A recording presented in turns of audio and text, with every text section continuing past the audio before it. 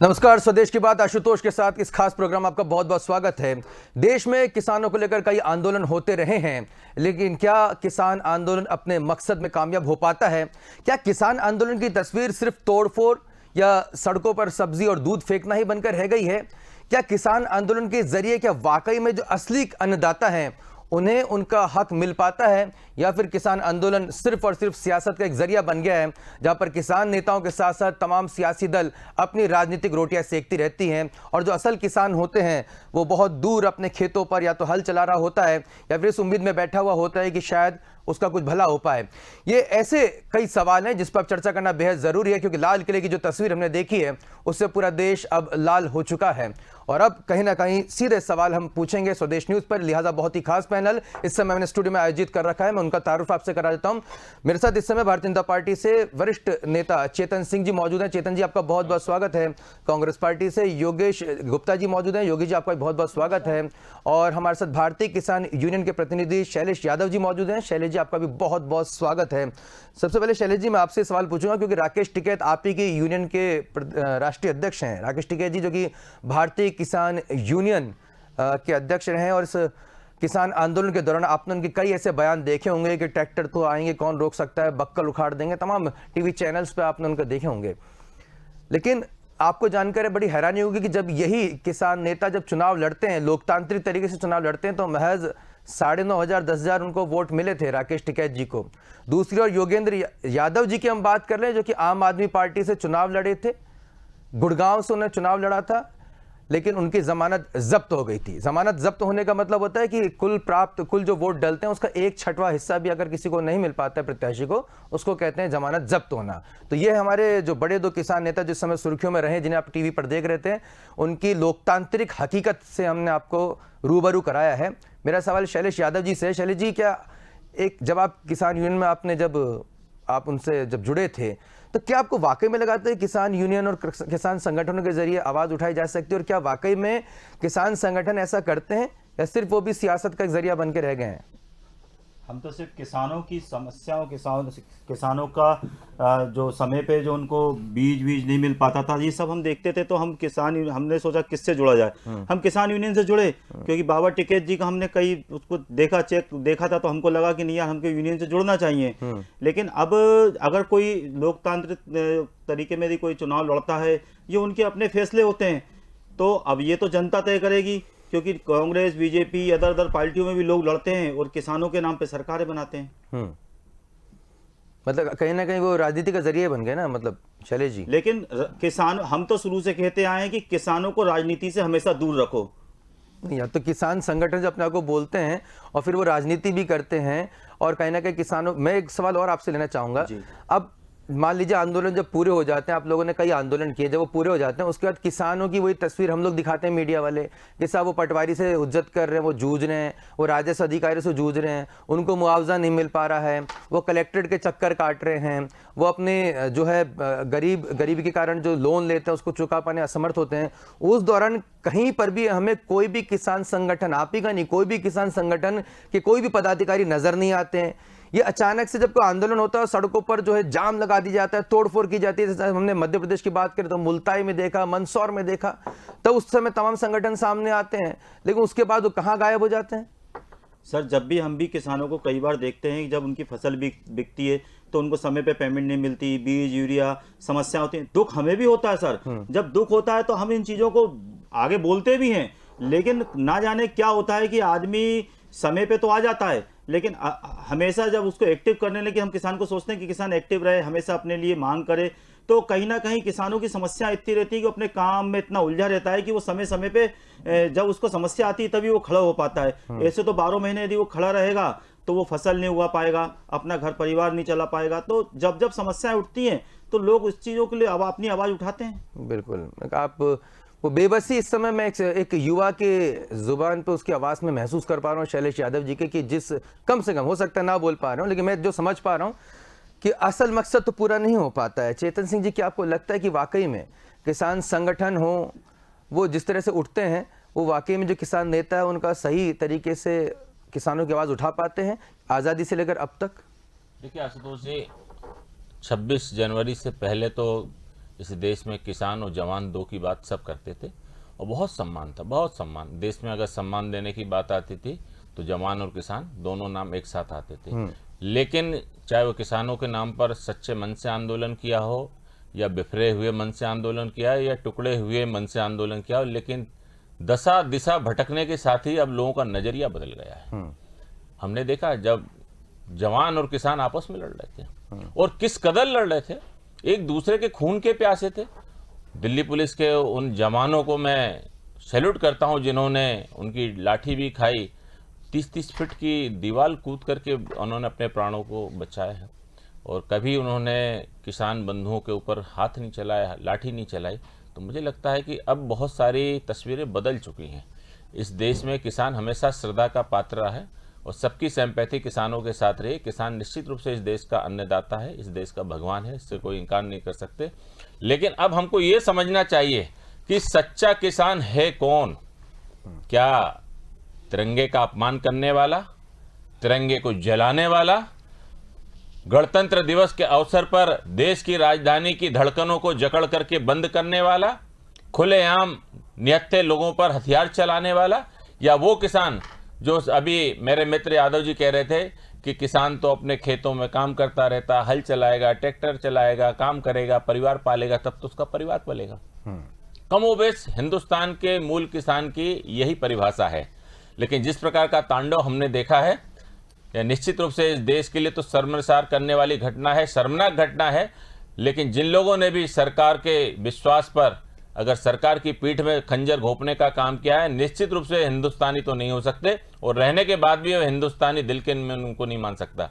हमारे आस्तीन में जो छिपे हुए सांप हैं, जो विचारों के माध्यम से भी हम पर अटैक करते हैं, इस देश को तोड़ने की साजिश करते हैं, मेरा किसान उसमें सम्मिलित नहीं हो सकता। जिस प्रकार की घटना टिकैत की जो आपने उदाहरण दिया, निश्चित रूप से जिस प्रकार की वो बातें करते थे, ऐसा लगता था वे कहीं ना कहीं प्रदेश और देश की सरकार को चुनौती देना चाहते हैं, चुनौती देना चाहते हैं। किसान की बात किस तरह से होती, मैं माननीय नरेंद्र सिंह तोमर जी की उस बात का आपको जिक्र करना चाहूंगा 2 शब्दों में कि किसान आंदोलन की पवित्रता किसान के प्रतिनिधियों के मन में नहीं थी। एक लाइन की बात थी जो बहुत सारी बातें, बहुत सारी घटनाएं, दुर्घटनाएं और उनके विचारों को उन्होंने कम शब्दों में इंगित किया।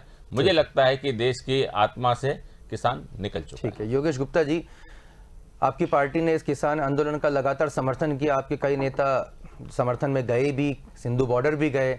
मध्य प्रदेश की अगर बात करें तो यहाँ भी आपके प्रदेश अध्यक्ष भी कई जगह, मुरैना में गए, कई जगह गए, भोपाल में भी आप लोगों ने प्रदर्शन किया। क्या आपको लगता है कि वाकई में ये जो किसान आंदोलन था वो किसानों के भले के लिए था, और जिस तरीके से उसे हाईजैक किया गया, जो असामाजिक तत्व है जिससे हमारे तिरंगे को भी अपमानित होना पड़ा? आप ही के मीडिया समन्वयक, मीडिया कोऑर्डिनेटर नरेंद्र सलूजा जी मध्य प्रदेश कांग्रेस पार्टी के, वो कहते हैं कि लाल किले पे मामूली सी तोड़फोड़ हुई थी, मामूली, और ट्वीट करते हैं वो। क्या वाकई में राजनीति करने की जो होड़ मची है और जो जिसे भूख कहते हैं, अंधी दौड़ जिसे कहते हैं, उसमें क्या कांग्रेस पार्टी भी इस तरह से बह गई है कि अब राष्ट्रीय अस्मिता और राष्ट्रीय गौरव के विषय को भी भुला दिया गया है? आशुतोष जी, मैं समझ नहीं पा रहा हूँ। अभी पिछली डिबेट में आपका ये कहना था कि मध्य प्रदेश कांग्रेस से किसान आंदोलन में कोई नेता बड़ा गया क्यों नहीं। आज आप कह रहे हैं कि कांग्रेस लगातार निरंतर किसान आंदोलन से जुड़ी रही। मैं कमलनाथ जी का पूछा था, आपने कहा था वो जाएंगे। कहने की बात ये है, मैंने कमलनाथ जी का पूछा था, आपने कहा था वो जाएंगे। मैंने मुरैना में जब वो खाट पंचायत में बैठे तब भी पूछा था कि कमलनाथ जी जाएंगे। आपकी तरह और भी दूसरे प्रतिनिधि थे, उन्होंने कहा था जाएंगे। फिर भोपाल नहीं, आपने पूछा तो मैं जवाब दे रहा हूँ साहब, मैं तो नहीं बोलता आपके बीच में। मैंने कमलनाथ जी के स्पेसिफिक क्वेश्चन पूछा था सर। ठीक है साहब, कंटिन्यू कर लीजिए जी। तो देखिए 26 जनवरी को आशुतोष जी, जो अपनी आज डिबेट का विषय मैं समझता हूँ, ये 26 जनवरी इसमें मुख्य केंद्र बिंदु है। इसी को लेकर आंदोलन को कटघरे में खड़ा किया जा रहा है, जो एक तरह से उचित भी है। 26 जनवरी और 15 अगस्त को पूरे भारत में, पूरे देश प्रदेश में, सभी राजधानियों में देश की हाई अलर्ट पे रहता है कि नहीं रहता? आप बताइए। आप अपनी बात रख लीजिए सर, आप अपनी पूरी बात रख लीजिए, फिर मैं। पूरा देश प्रदेश और सारी राजधानी जहां भी यह आयोजन होते हैं, राष्ट्रीय गौरव का विषय होता है, high alert, high security alert पर रहता है। तो सबसे पहले किंतु परंतु सवाल जवाब और जांच पड़ताल से भी पहले, अगर आज वास्तविक तौर पर इस्तीफा होना चाहिए तो भारत के गृह मंत्री अमित शाह जी का इस्तीफा होना चाहिए। 72 वर्ष के देश के इतिहास में ये कलंकित करने वाली घटना अमित शाह जी के कार्यकाल में हुई है। उनको तुरंत देश से माफी मांगते हुए रिजाइन करना चाहिए। ये तो कहलाती है नैतिकता, एक बात। दूसरी बात, 60-62 दिनों से वो आंदोलन शांतिपूर्ण चल रहा था, 178 से ज्यादा किसान मर गए तो भी वो लोग आक्रोशित नहीं हुए, वहां शांतिपूर्ण ढंग से प्रदर्शन कर रहे थे। क्या हमारे देश के प्रधानमंत्री का ये कर्तव्य नहीं था कि वो उनसे जाके दो हमदर्दी के शब्द बोलते, उनके बीच में जाकर बैठते? अगर माननीय मोदी जी चाहते तो बात यहां तक आती ही नहीं। जब सुप्रीम कोर्ट ने इन आप जस्टिफाई कर रहे हैं। जब देखिए आप मेरी बात प्लीज आई रिक्वेस्ट यू ना, आई रिक्वेस्ट यू, आपने जस्टिफाई नहीं कर रहा हूं, मैं अपनी बात कह रहा हूं। आपने दोनों बातें कर रहे हैं। आपने क्योंकि कांग्रेस को बीच में डाला है, आपने दोनों कांग्रेस बातें का की। प्रवक्ता हूं साहब, बात तो करूंगा। थोड़ा जल्दी करें सर, समय की आज थोड़ी कमी है मेरे पास। देखिए अब बात आने दीजिए। सुप्रीम कोर्ट ने जब इन निर्णयों को गलत मानते हुए केंद्र सरकार को निर्देशित किया, मैंने प्रधानमंत्री को क्यों लेके आया उस बात की मैं क्लैरिफाइड कर रहा हूं आपको। सुप्रीम कोर्ट ने कहा कि आप इस कानून को 1.5 साल 2 साल के लिए स्थगित कर लो, केंद्र सरकार ने उसको मान्य किया। नरेंद्र तोमर जी ने 11वीं बैठक में कहा कि हम 1.5 की जगह 2 साल तक इस कानून को स्थगित करने के लिए तैयार हैं। जब केंद्र सरकार ने मन बना लिया था तो क्या नरेंद्र मोदी जी जाकर किसानों के बीच में बैठकर ये बात नहीं कर सकते थे कि इसको स्थगित किया जाएगा? केंद्र सरकार मोदी जी तो ये अगर चाहती, मैं प्रयास चाहती, अरे योगी जी, ये बात यहाँ तक योगी जी आप लोग ये केंद्र सरकार द्वारा रचित गया षड्यंत्र है। ठीक है योगी जी, आपकी बात ध्यान से सुनी है। बस 2 छोटे-छोटे सवाल, फिर मैं डिबेट को ओपन कर दूंगा, आप तीनों ही आपस में चर्चा करें, मैं तो सुनूंगा बैठ के आज। योगी जी बस ये 3 सवाल मैं पूछ रहा हूँ। आपने अमित शाह जी की बात की, मैं सिर्फ समझना चाह रहा हूँ, आप ये चाहते थे कि अमित शाह जी वहाँ पर जो सिक्योरिटी जो हमारी फोर्सेज हैं उनके जरिए किसानों को रोकते, और अगर रुकावट की जाती तो बलपूर्वक ही रोका जाता? तब क्या कांग्रेस पार्टी उसको, मतलब आप ये कहना चाहते हैं कि किसानों के ऊपर लाठी डंडे या दूसरे बल प्रयोग किया जाना चाहिए, आप ये कहना चाहते हैं? क्या 26 जनवरी मैं पूछ रहा हूं ना, आपने कहा कि रोका नहीं गया, सिक्योरिटी नहीं की। आशुतोष जी, सिक्योरिटी कैसे होगी मुझे बताइए तो। जी आपने पूछा, मेरा जवाब आप मुझे वो तरीका बताइए कैसे। हाँ तो जवाब लीजिए जी बिल्कुल कम शब्दों में जल्दी। आपने पूछा कि हाई सिक्योरिटी क्या डंडे लाठी नहीं चली थी क्या 26 जनवरी को? पूछ रहा हूँ आपसे, किसानों की पिटाई नहीं हुई क्या? बताइए ना, जहाँ पे तलवारें चल रही हो, जहाँ पे पिटाई हुई है, कई लोगों के सर फूट गए, हाथ टूट गए, किसान आज भी अस्पताल में संघर्ष कर रहे हैं। किसान भी निश्चित तौर पर जो भी हुआ निश्चित तौर पर दुर्भाग्यपूर्ण परिस्थिति थी। दो शब्द अपने देश के सुरक्षा बलों के लिए तो बोल दीजिए। देश का जिम्मेदार गृह मंत्री है, इस बात का, इस घटना का जिम्मेदार, उनको रिजाइन करना चाहिए। कांग्रेस पार्टी ये मांग करती है कि अमित शाह जी को तुरंत रिजाइन करना चाहिए। आशुतोष जी, इस देश को सदैव तोड़ने की साजिश चल रही है। हमने पहले भी कहा है, अलगाववादी गैंग चल रही है, टुकड़े टुकड़े इस देश में जो गैंग चल रही हैं उनको अघोषित रूप से कई राजनीतिक और खासतौर से कांग्रेस पार्टी का उसको जो समर्थन है, विदेशी फंडिंग हो रही है। पाकिस्तान इनको फंड दे रहा है, चाइना इनको फंड दे रहा है, अफगानिस्तान से फंड आया है। अभी देखना आप बहुत सारी चीजें, ये जो NIA की कहानी आई है, मैं दावे के साथ कहता हूं शायद ये अपने पूर्व प्रधानमंत्री इंदिरा गांधी की शहादत को भूल गए। उनकी शहादत को आज आपने अपमानित और कलंकित करने का काम किया है। क्या खालिस्तान का झंडा फहराना, उसकी एक आदमी ने निंदा नहीं की, जवाब ले लीजिएगा, एक भी उसने निंदा नहीं की। बिल्कुल जिस प्रकार से सिखों ने कल नंगा उत्पात किया है, मैं सबकी बात नहीं करता, यही आप कहोगे क्या 1984 में फिर श्रीमती इंदिरा गांधी जी ने जो ब्लू स्टार की जो कार्रवाई कराई थी वो क्या गलत थी? आप बताइए, देश को बताना होगा। और जिस प्रकार से इस हिंदुस्तान को जलाने का षड्यंत्र किया है, मैं पहले से कहता आज फिर कह रहा हूं कि राजनीति की पिच तैयार की जा रही थी। जिस प्रकार से कोरोना वैक्सीन को लेकर के देश में कांग्रेस ने एक शब्द आपकी आपत्ति ले रहा हूं, आपने कहा सिखों ने, मैं उस पर आपत्ति ले रहा हूं। मैं असामाजिक तत्व उसके लिए इस्तेमाल करूंगा, मैं किसी एक कम्युनिटी को, एक समुदाय को अलाउ नहीं कर सकता। सर माफी चाह रहा हूं, मैं आपको टोक रहा हूं। देखिए आशुतोष जी, मैं इस घटना को इसलिए जोड़ रहा हूं, कल के दिन 26 तारीख के दिन ही न्यूयॉर्क की सड़कों पर भी खालिस्तान का जुलूस निकलता है। किसकी सह पर है? किसकी सह पर है? पंजाब में किसकी सरकार है जो बैठकर के इस तरह के उत्पातियों को संरक्षण देती है? हमारी सरकार ने। देखिए, देश सबका है, न जात है, न धर्म है, न पंथ है, न मजहब है, देश सबका है, हिंदुस्तान सबका है। लेकिन ये हिंदुस्तान को तोड़ने का अधिकार किसी भी कौम को किसने दिया है? क्या भारत मां का टुकड़ा करने वाला वो कोई भी हो, जिन जवानों के दम पर इस देश की बादशाहत कायम 7 समंदर पार थी, उस देश की बादशाहत को आपने सर्वसार करने का काम किया है। राजनीति की रोटी सेकने के लिए आपने इसको एक पिच की तरह, राजनीति की पिच की तरह जो इस्तेमाल किया है। कांग्रेसियों में दम होती, शौर्य होता, पराक्रम होता और खुद के संगठन की हिम्मत होती तो ये अपने झंडे बैनर पर कांग्रेसी किसान का समर्थन करने के लिए आंदोलन करते। जो आपने प्रश्न पूछा था ये जवाब नहीं दे सकते क्योंकि आंदोलन के 48वें दिन इनकी नींद खुलती है। लेकिन इस आंदोलन के पीछे जिस प्रकार से हिंदुस्तान को तोड़ने वाली ताकतें सक्रिय थी, ये आने वाले समय में इस राजनीतिक दल के साथ बहुत से लोगों को देश को जवाब देने होंगे। लेकिन देश की जनता आज इस बात को समझ चुकी है, देश की जनता इस बात के लिए खड़ी है कि जिसने भी भारत के खिलाफ ये षड्यंत्र किया है भारत में रहते हुए, ये आईबी की रिपोर्ट थी साहब कि हिंदुस्तान को ये पड़ोसियों से खतरा उतना नहीं है जितना इस देश में रहने वाले छुपे हुए आस्तीन के सांप के गद्दारों से खतरा है। इस बात की परिणति हमको देखने को मिली।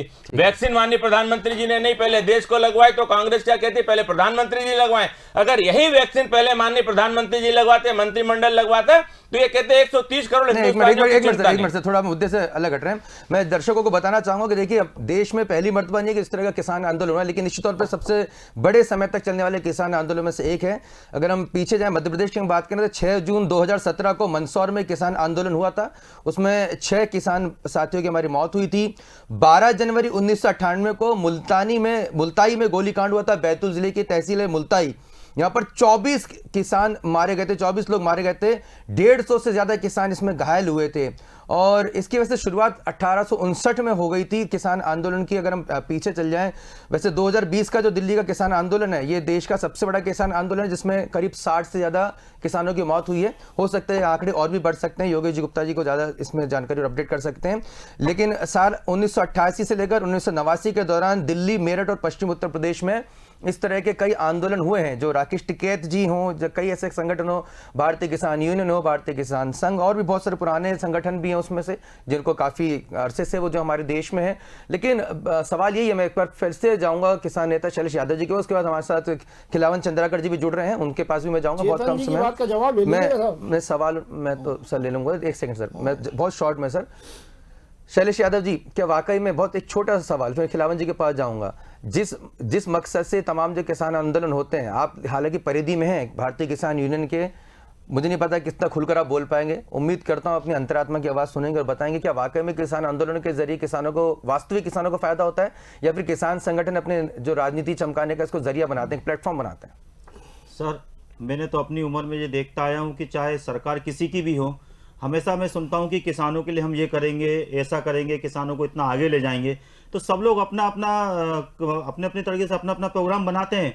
यदि किसान भी यदि मिलके अपनी आवाज़ उठाए, अपनी बात रखे कि हमको समय पे बीज के पैसे मिल जाएं, दवाइयों के पैसे मिल जाएं, हमने फसल बेची है तो हमको 2-3 दिन में हमें हमें पेमेंट मिल जाए, तो अगर ये छोटी छोटी उसकी मांगे हैं तो वो पूरी होनी चाहिए। और इसको अगर थोड़े लोग भी उठाएं, एक जिले से भी उठे या राज्य से भी उठे, तो इसमें किसान अपना काम कर सकता है। किसान को समय पे उसका पैसा मिल जाएगा तो किसान का परिवार भी चल सकता है। बिल्कुल, मैं पीसीआर से कहूँगा एक बार टेक्स्ट को चेक करें कि क्या टेक्स्ट वहाँ पे चल रहे हैं। इससे पहले मैं खिलावन चंद्राकर जी के पास जाऊँगा। खिलावन जी, ये पूरी आपने राजनीति जो आपने देखी है इस पूरे मुद्दे पर, मेरे छोटा सा सवाल आपसे सर, आपने तमाम किसान आंदोलनों का पूरा देखा होगा, क्या सिर्फ दूध और सब्जी को सड़कों पर फेंक कर, तोड़फोड़ कर, सड़क रोक कर, जाम लगा कर, भोपाल में भी देखा जाए किस तरह कक्का जी के टाइम पे पूरे राजधानी भोपाल को जाम कर दिया गया, दिल्ली को पूरा जाम कर दिया। क्या किसान जो है, किसानों की आवाज़ सिर्फ इसी तरह से सुनी जा सकती है? और क्या सिर्फ कोई व्यक्ति किसान है इसी आधार पर उसको हर तरह की कानून को तोड़ने की छूट दी जा सकती है? देखिए, कानून को तोड़ने की छूट तो किसी को भी नहीं दी जा सकती आशुतोष जी। महत्वपूर्ण बात यही है कि किसान का जो आंदोलन वर्तमान में चल रहा है, आखिर किसानों को उद्वेलित होने के आंदोलन करने की जरूरत क्यों पड़ती है? जब हम देखते हैं कि कोई भी सरकार हो, चाहे वो किसी भी, चाहे लेफ्ट की सरकार हो, चाहे वो भाजपा की सरकार हो, चाहे कांग्रेस की सरकार हो, किसी भी दल की सरकार हो, सरकारें सोचती क्या है कि किसान की संख्या को बल को देखते हुए, किसान आज 72 से 75% लोग किसान हैं देश के, और इस संख्या बल को देखते हुए क्यों नहीं उनके ज़रूरतों की चीज़ों के लिए कानून बनाया जाता है। मुझे लगता है कि कानून बनाने को लेकर के बहुत गंभीरता से सरकारें नहीं सोचती, इसीलिए किसानों को सड़कों पर आना पड़ता है। और किसान को सिर्फ अभी नया कानून बना इसलिए सड़कों पर नहीं आना पड़ रहा, इससे पहले भी कई आंदोलन अलग अलग मुद्दों को लेकर के हुआ है। एमएसपी एक बड़ी समस्या है। आखिर किसान अन्न पैदा करता है और अन्न पैदा करने के बाद उसको उसका सही भाव नहीं मिल पाता तो वो उद्वेलित हो जाता है। जब मंडी में लेकर कोई माल जाता है तो उसको समय पे भुगतान नहीं मिल पाता, उनको 4-5 दिन मंडी में रहना पड़ता है। शैलेश जी है वो जानते हैं किसानों की दशा को, आसपास के, चाहे होशंगाबाद जिले की हो, चाहे बैतूल जिले की हो, चाहे सीहोर जिले की हो, चाहे भोपाल की हो। आसपास हम यदि दायरे में सिमट नहीं देखें तो आसपास की घटनाक्रम हमारे दिनचर्या में शामिल हो गया, रोज कुछ ना कुछ इस तरह की बातें पता चलती है। तो मुझे लगता है कि किसानों को लेकर के, किसानों की समस्याओं को लेकर के किसी भी सरकार को बहुत गंभीरता से सोचना चाहिए। आखिर किसानों से ही किसान अन्नदाता है और उनसे हमारी देश की प्रगति बहुत सीमा तक, बहुत हद तक हमारे किसान की प्रगति से देश की प्रगति संभव है। तो मुझे लगता है कि गंभीरता से इस पर विचार किया जाना चाहिए। इसको राजनीतिक दल या राजनीतिक चश्मे से अलग हटकर, धर्म और दूसरे संप्रदाय से अलग हटकर अलग चश्मे से देखना चाहिए। और किसान, सरकार जैसे मोदी जी की सरकार है, अभी सरकार कह रही कि हम किसानों का दुगुना करना चाहते हैं और ये तरह तरह की योजनाएं भी बनाई जा रही। मुझे लगता है कि पिछले 3-4 साल से मैं देख रहा हूँ किसानों की आय दुगना तो नहीं हुई, लेकिन किसान लगातार कभी उसको कर्ज माफ़ी के नाम पर चला जाता है, कभी उनको फसल बीमा की राशि देने पर चला जाता है, कभी किसान को उसकी उपज का दाम सही नहीं मिल पाता इसलिए वो चला जाता है। तो कुल मिला के निरीह प्राणी हो गया है किसान। आपने देखा होगा आशुतोष जी। सर माफी चाहूँ चौक सर, मैं निश्चित तौर पे बहुत महत्वपूर्ण मुद्दे पे आप ले आए, निरीह प्राणी हो गया है। जब किसान कैसे सर आवाज उठाए? अगर किसान संगठनों के जरिए आवाज उठाते हैं तो उन पे भी राजनीति के आरोप लगते हैं। अगर वो लंबे समय तक वो बैठे रहते हैं और अपनी आवाज उठाते हैं तो कहते हैं साहब देखिए साहब अब 60 दिन बाद हो सकता है उनका सब टूट गया। योगेश जी कह रहे हैं कि इतने लंबे समय दिया गया, अगर उनको पैसिफाई कर दिया जाता तो फिर शायद इस तरह के जो है घटनाक्रम सामने नहीं आता। इसको जस्टिफाई तो नहीं किया जा सकता। हालांकि गणतंत्र दिवस जो है वो मोदी जी का गणतंत्र दिवस नहीं है, वो गणतंत्र हमारे पूरे देश का, हर एक देशवासियों का है। इसलिए किसी भी लिहाज से कोई भी संगठन अगर लाल किले पे जाके या पूरे राष्ट्रीय राजधानी को इस तरह से हुड़दंगी बना दे तो ये गलत बात है। लेकिन सर मेरा छोटा सा सवाल मैं आपका चाहूँगा संक्षेप में उत्तर, खिलावन जी, कि क्या वाकई में जो है किसानों के पास रास्ता क्या बचता है? संगठन के जरिए अपनी आवाज उठाएं या किस सियासी दलों के जरिए अपनी आवाज उठाएं? क्या वाकई में जो आवाज उठाई जा रही है वो किसानों की एक्चुअल आवाज है?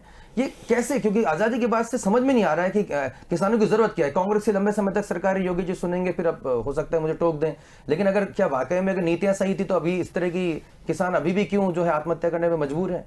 खिलावन जी। निश्चित रूप से किसान आज भी आत्महत्या के लिए मजबूर है आशुतोष जी। महत्वपूर्ण बात यही है कि भारत एक बहुत बड़ा विशाल देश है और किसानों का जो अलग अलग संगठन है वो व्यापक रूप से किसी एक संगठन के बैनर तले कोई किसान, पूरे देश के किसान नहीं आ सकते। हमने लंबे समय से देखता है, आपने भी लंबे समय से पत्रकारिता की, मैं भी 30-32 साल से लगातार इसी फील्ड पे हूँ, तो मैं जानता हूँ, देखता हूँ कि किसान संगठित होते हैं पूरे, लेकिन देश के एक साथ किसान संगठित नहीं हो पाते। अभी भी जो किसान संगठनों ने मिलकर जो संयुक्त मोर्चा बनाया है उसमें 34 से 35 अलग अलग किसान संगठन शामिल हैं। तो मुझे लगता है कि किसानों का छोटा छोटा संगठन मिलकर यदि संयुक्त मोर्चा बना करके लड़ाई लड़ रहे हैं और किसानों के हित में लड़ाई लड़ रहे हैं तो सरकार को गंभीरता से सोचना चाहिए था। और सरकार ने गंभीरता से सोचने का प्रयास भी किया, 12-13 दौर की बैठकें भी हुई, लेकिन हल नहीं निकल पाया। तो किसानों को भी और सरकार को भी बीच का रास्ता पूरे देश के लोगों को सामने आकर के निकालना चाहिए ताकि कोई का झंडा ना झुके, दोनों का सम्मान बरकरार रहे। किसानों को जो मांग की जा रही है उसमें किसानों को भी 2 कदम पीछे हटना चाहिए और सरकार को भी जो अड़ी हुई है सरकार, उसको भी 2 कदम पीछे हट के देश के हित के बारे में सोचना चाहिए। देश का हित सर्वोपरि रख के कोई भी विचार आएगा, कोई भी निर्णय लिया जाएगा, मुझे लगता है कि तो शैलेश जी, जीत होगी, देश की जीत होगी। शैलेश जी, जब किसान आंदोलन एकदम से बेकाबू हो गया तो तमाम जो किसान नेता थे हमने देखा उन्हें हाथ खड़े कर दिए, क्योंकि सर किसी को ये समझ में नहीं आया कि इससे पहले भी एक मार्च निकाली थी उन लोगों ने। मैंने भी, आपने भी टीवी पे देखा, मैंने भी देखा था, बड़ी शांतिपूर्वक निकली थी। लेकिन जब अचानक 11 बजे का टाइम था तो मैंने भी चैनलों पे देखा कि अचानक से भगदड़ मच गई। तो क्या किसी को कुछ समझ में नहीं आया कि क्या था क्या नहीं था? ये जब इंटेलिजेंस रिपोर्ट कह रही थी कि असामाजिक तत्व घुस चुके हैं आंदोलन में, तब आप लोगों ने आपत्ति उठा दी क्यों योगेश जी? मतलब इंटेलिजेंस, एक में मुझे बताइए, इंटेलिजेंस एजेंसी के जो जवान होते हैं या सिपाही होते हैं, जो हमारे अधिकारी होते हैं, वो भी इसी देश के वासी होते हैं ना, इसी देश के बेटे होते हैं ना। अगर वो कह रहे हैं कि इंटेलिजेंस रिपोर्ट है, आप लोगों ने तो आप लोग जिम्मेदार राजनीतिक दल हैं। चेतन जी, मिलने के बाद भी किस तरह के अपने देश के प्रधानमंत्री के बारे में आदमी बात करता है, मुझे इसकी बात का कोई जवाब नहीं देगा। चेतन सिंह जी ने उस कौम के ऊपर उंगली उठाई है जिसने देश के लिए सबसे ज्यादा शहादत दी है, जिसका राष्ट्र निर्माण और राष्ट्र जगदीश टाइटलर का नाम सुना है सर आपने? आजाद कराने में जगदीश कमलनाथ, बहुत बड़ा योगदान कमलनाथ, है। कमलनाथ, सिख कौम को कमलनाथ, इंदिरा कमलनाथ, जी के माध्यम से कमलनाथ, कटघरे में खड़े करने की कोशिश कमलनाथ, करी है। और कमलनाथ। इंदिरा गांधी जी ने मरने के बाद भी उन सिख कौम के ऊपर भरोसा कायम रखा और अपने अंग रक्षकों के ये रूप में किसको बता रहे हो? बंदों को चुना, स्वर्ण मंदिर में जिनके 12,000 ऊपर लोगों को सबसे गोलियों से ज्यादा भूना भरोसा था। करती थी। 12,000 लोगों सिखों के को ऊपर कभी 12,000 सवाल लोगों को उठाते, गोलियों से भूना। कभी ये और मुसलमानों के ऊपर जिसके सवाल मुख्यमंत्री उठाते की बात करते हो तो ना, क्या देश में जिस केवल मुख्यमंत्री संधि की रही बात है? करते हो क्या RSS वो वाले रही है? सिखों का क्या दंगाई ये है, भारत वो संधि सिखों का रही है? दंगाई है तुम्हारा वो मुख्यमंत्री चंद्रबाबू ने कमलनाथ। देश की कमलनाथ आजादी तुम्हारा में कोई नेता योगदान सिखों का नहीं है। दंगाई है। वो वो संधि दिग्विजय में सिंह, देश वो की दिग्विजय आजादी सिंह में हिंदुओं का योगदान दंगाई है। जीरो है। हिंदुओं को मरवाने वो की आज कोई सबको कसर तुम्हारे राष्ट्रपति नेता और नहीं देशभक्ति छोड़ते का हैं। सर्टिफिकेट बांट रहे हैं। योगेश सब जी, बांट योगेश रहे हैं। जी, मैं कहता हूं ये मोदी भारत जी, भूमि पे अगर और आरएसएस और भाजपा दोनों नहीं को रहे रिजाइन तो करना आप अपने चाहिए। विचारों की हमें अभिव्यक्ति नहीं शाम कर को पाओगे। दोनों को इस्तीफा शर्म देना करो, चाहिए। कुछ शर्म इस करो। घटना की तुम्हारे आपके नेता सामने कहते हैं लाल किले पे आपने देश को खालिस्तान का तरक्की झंडा, की है। ये छोटी मोटी आपके घटना, देश ये में छोटी घटना, ये तिरंगे देश की में बात क्या करना, दिखाना चाहते हो? अरे तिरंगा देश में आग आपके लगा संघ करके, के कार्यालय देश में में आग लगा करके कराया। हाथ सेकने की मैंने प्रवृत्ति शांति बंद का कर दो, के बंद भारत कर देश दो, में आया। तिरंगे बंद की कर बात दो। शर्म तिरंगे का आनी तुमने चाहिए कितना आपको। सम्मान किया शिवराज सिंह सारा चौहान देश ने जानता है। अभी कुछ साल 1947 पहले देश का एक विभाजन राष्ट्रीय तुम्हारी ध्वज पंडित के जवाहरलाल नेहरू की दिया था। हसरतों को पूरा आप करने के तिरंगे लिए की हुआ। बात करो। ठीक है, तिरंगे ठीक है। 43,500 वर्ग किलोमीटर भूमि RSS चाइना का को कोई देश में योगदान ले नहीं है। जाकर के दी। ठीक है। आजादी की लड़ाई जिन्होंने लड़ी, आज आप उनको देशद्रोही कहते हो। ठीक है। शर्म आना खिलावन चाहिए। जी, कांग्रेस देशद्रोही लास्ट है। कमेंट खिलावन जी, पूरी बहुत कांग्रेस देशद्रोही है। कांग्रेस ने कांग्रेस के राष्ट्र नेता, निर्माण किया ये है। कांग्रेस के नेता अंग्रेजों के गुलाम जादूगर थे। ये कांग्रेस क्या है? कांग्रेस क्या है? क्या है कांग्रेस? कांग्रेस का भी निर्माण अंग्रेजों ने किया है, वो कांग्रेस है। इस देश का विभाजन करने वाले धर्म के आधार पर विभाजन तुमने किया। लाखों लाखों नागरिकों को मरवाने का काम तुमने किया खिलावन है। जी, विभाजित कर रखा है। लास्ट छोड़ो कमेंट जाओ। ठीक है, कहीं चेतन जी, योगेश जी, प्रदेश में ना चेतन देश जी, में। योगेश जी, चेतन जी, और ठीक है। समाज के ऊपर आप ठीक लोग है, उंगली उठाते हो। ठीक है, योगेश जी, आपने योगेश देश जी, को विभाजित करके योगेश रख दिया है। जी, योगेश जी, इस काम के समय लिए कम है, नरेंद्र चेतन, मोदी समय के कम लिए है, समय कम है सर। मिशन प्रधानमंत्री का नाम सम्मान खिलावन देना जी, है। नरेंद्र मोदी जी को क्या आपके लास्ट कमेंट सर, जो किसान नेता है वो किसान संगठनों का इस्तेमाल जो करते हैं वो कहीं ना कहीं जब वाकई में किसानों की सही आवाज बनते हैं। एक मिनट, चेतन जी, चेतन जी, चेतन जी, किसानों के बीच में होते हैं। योगेश जी, मैं बता रहा हूँ, ये तुम्हारे अरे, बाप की जमीन नहीं है, ये तो कुछ नहीं लोगे।